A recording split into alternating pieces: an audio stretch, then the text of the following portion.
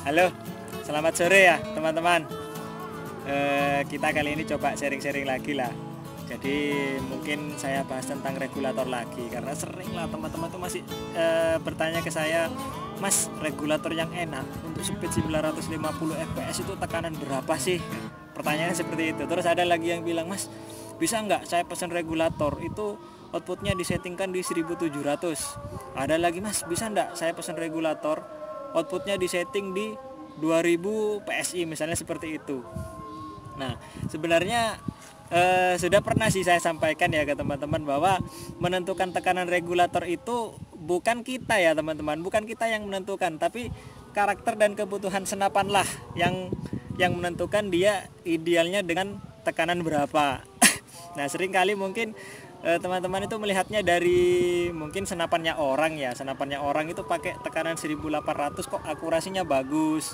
Punyanya si A, dia pakai tekanan regulator 1400, dia bisa juara band race. Nah, mungkin itu ya yang menjadi referensi teman-teman, sehingga dia memilih untuk men-setting regulatornya di 1400, jadi di 1800. Nah, jadi saya coba bahas tentang itu ya, bagaimana kita menentukan tekanan regulator. Nah, ada tahap-tahapannya ya teman-teman.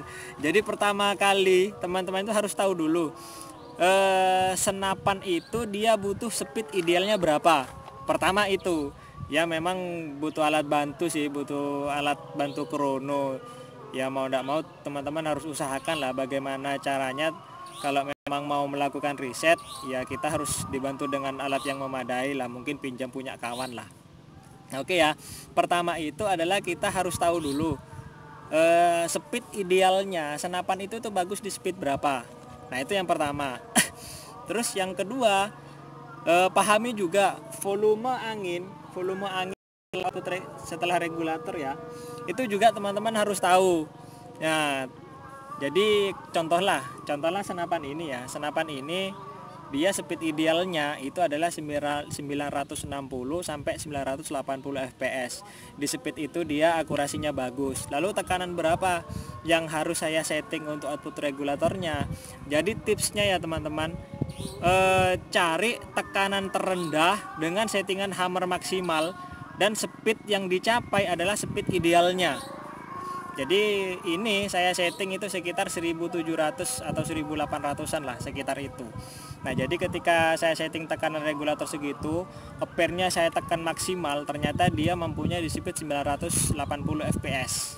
Nah, 980 fps artinya regulator itu adalah regulator yang ideal terhadap senapan ini.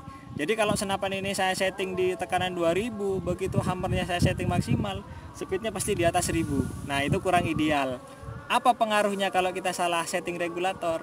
Jadi pengaruhnya nanti terhadap kestabilan tembakannya ya teman-teman. Nah, mungkin teman-teman bisa lihat video saya yang sebelumnya, yang judulnya itu benarkah regulator hanya bisa stabil di atas kira-kira 400 PSI di atas settingnya lah. Pokoknya itulah judulnya, mungkin nanti saya tulis di deskripsinya aja ya. Nah, itu kan saya isi sampai jauh di atas tekanan regulatornya. Selisih speednya masih sangat boleh saya bilang stabil lah, masih bisa lah di bawah 20 fps, walaupun ada beberapa tembakan yang lompat ya. Saya anggap itu adalah error lah, saya anggap error. Nah, jadi nanti pengaruhnya ke situ ya teman-teman. Kalau teman-teman salah menentukan setting tekanan regulatornya, nanti pengaruhnya ke sana. Nah, jadi kalau teman-teman salah menentukan, nah maka akan ada persepsi seperti yang teman-teman mungkin dengar, bahwa tekanan idealnya regulator itu, maksudnya regulator bisa berfungsi maksimal hanya 400 PSI di atas tekanan settingnya. Nah, nanti akan persepsi itu benar, itu tidak salah. Kenapa bisa ada persepsi seperti itu? Karena itu tadi, karena dia salah menentukan tekanan regulatornya. Kalau teman-teman itu benar melakukan setting tekanan regulatornya, maka 1000 PSI di atas tekanan regulator, 1500 PSI di atas tekanan regulator pun selisih speednya itu masih bisa ya, masih bisa di bawah 20 fps. Nah, jadi tipsnya itu tadi ya. Pertama, harus tahu speed idealnya berapa. Terus yang kedua, cari settingan regulator terendah dengan settingan hammer maksimal. Artinya regulator dengan volumenya itu pencapaian maksimalnya harus sama dengan speed idealnya. Nanti itu akan pengaruh terhadap kestabilan speednya ketika tabung utamanya itu diisi di atas, jauh di atas tekanan settingnya. Nah mungkin cukup itu dulu ya, nanti saya bahas lebih detail kenapa harus memilih tekanan regulator seperti itu. Nanti saya bahas lebih detail lagi ya.